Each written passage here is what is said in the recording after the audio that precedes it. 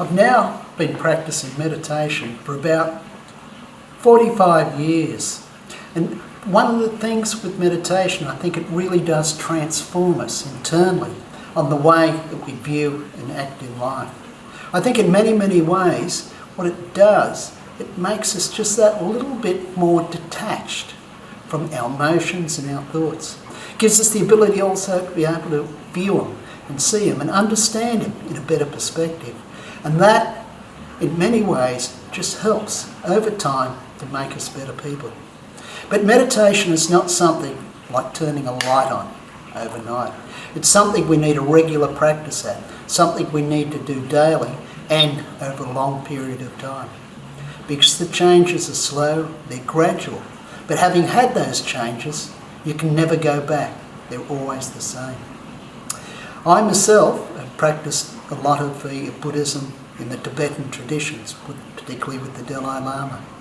And I was with him maybe about 18 months ago, and there were a group of people who'd come in who'd created charities working in conflict zones. So these were countries like Lebanon, Syria, Libya, Iraq, Colombia, Mexico.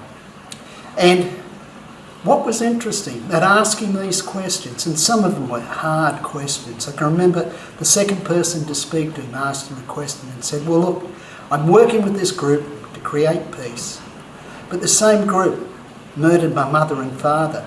How do I emotionally deal with that? And he never answered any of the questions directly. What he did was go back to a story about his life. And so the first day, people weren't so sure. Second day, everyone's leaning forward intently to listen to him. Third day, they were crying. But what was happening here was transcendental. It was beyond the grip of the people in the room, because the energy and the power he operated from worked at a subconscious level or a transcendental level. And that's the same thing you have with your president and the other great monks there in Dhammakaya. The time I spent there last year for me was truly profound, truly profound. And this energy, in many ways, it's working in the subconscious, as I've said, but it also works systematically. So we live within these bigger systems. And I think as we develop and we get deeper and more in touch with ourselves, we start to now work on broader issues about humanity. And in many ways, many of us will end up on peace. And that is what's happened to me. So the development of the Global Peace Index, in many ways, and positive peace, were in many ways the way I tried to reach out to create a better world.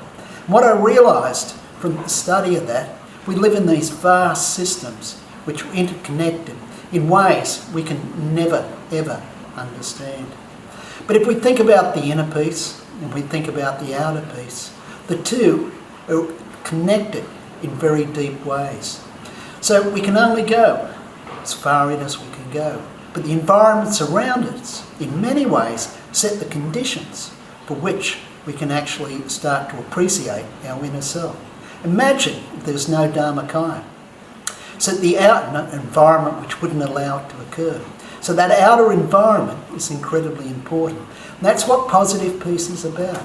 It's describing the outer environment which leads to a conducive environment for people to develop their inner peace. So the outer and the inner are inexplicably combined, almost impossible to separate. This age of COVID-19, and for you all this year, is different than any other year you've done it. Normally, 250,000 to 1 million people are gathering together in Bangkok for a great celebration. Today, everyone's scattered through 1,000 rooms around the world. It's a very, very different environment. So what will COVID-19 mean for the future? In many ways, for me, it's been good. It means I've had more time in my house, more time to myself, therefore more time to meditate. And I've truly enjoyed that aspect. But COVID-19 is not going to go away soon. I believe we'll feel the effects of this for many, many years to come. Many of the effects will be economic. And those economic effects are going to move on and lead for harder times going forward. There'll be more unemployment, there'll be more civil unrest. And so in this kind of environment, it's very, very important for all of us, and I mean all of us, to really focus on our inner self and being able to actually manage any afflictive emotions which arise. Now, at this point, I think I'll stop. But look, I'm just truly honoured to be talking to you all, and I wish you the best for your festival.